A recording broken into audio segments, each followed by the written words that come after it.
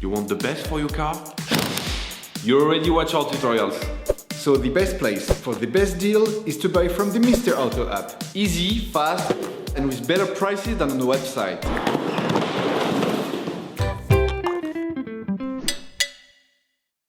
You will find the bulk tie rod ends used in the video exclusively on the Mr. Auto website and through the link in the description. Turn your engine off and pull up the handbrake. Loosen the stud bolts on the front wheels. To change the tie rod end on your vehicle, you need to remove the wheels to gain full access to the steering system.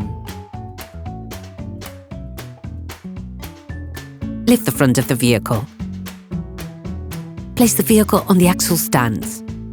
We strongly suggest watching the tutorial, raising your vehicle safely before carrying out this step. Don't forget to slide the wheels under the vehicle. You can now see the outer tie rod end. As the components to be removed are very often seized up, don't hesitate to brush and to use penetrating oil to facilitate the operation. With a marker, trace a line between the axle joint and the tie rod end. It will help later during the disassembly and reassembly process. Using an 18mm spanner, release the tie rod end lock nut on the inner tie rod side. Hold the tie rod axle joint with a 16mm spanner to prevent it from turning. The lock nut is there to prevent any rotation of the two parts towards each other, which could have an impact on the alignment of your vehicle. Brush the tie rod end retaining nut and spray with degreaser. Now, using a socket wrench and an 18mm socket, release the holding lock nut on the tie rod.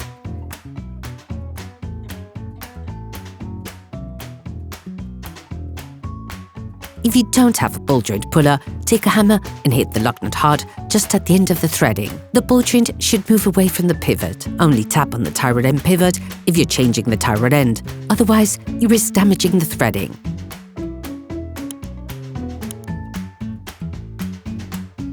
Hold the tie rod axle joint with a 12mm spanner to prevent it from turning. Paying close attention to the point of reference, unscrew the tie rod end, counting the number of turns necessary to extract the tie rod end. This will allow you to find an approximate setting when reassembling. For greater accuracy, we advise you to measure the distance between the lock nut and the end of the tie rod ball joint using a caliper.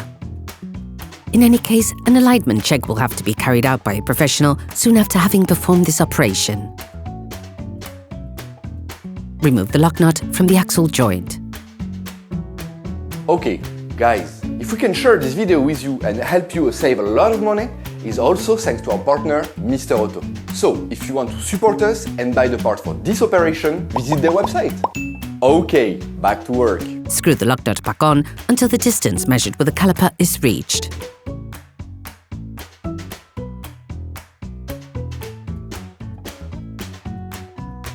You will find the bulk parts and products used in the video on the Mr. Auto site and in the link in the description. Take the new tie rod end and unscrew the lock nut supplied with it. Remove the plastic protection. Put the tie rod end back in place, making the same number of turns as counted during disassembly. Using a wire brush, scrub the pivot, then apply silicone grease to the flat part that will be in contact with the tie rod bellows. Do not grease the inside of the cone. Replace the ball joint in the pivot.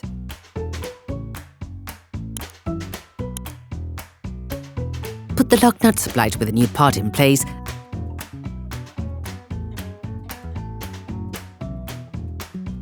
and tighten it using a 19mm wrench, a socket wrench and a 6mm Allen socket. Finish off the tightening with a torque wrench. Finish tightening the lock nut by holding the tie rod end with a 16mm spanner to avoid damaging it. Now you can put the wheels back on your vehicle. During this operation, you will work on the steering system of your vehicle. Checks on tyre alignment, when carried out by a professional, will guarantee that your steering system has been perfectly aligned and is in good working order. Put your vehicle back on the ground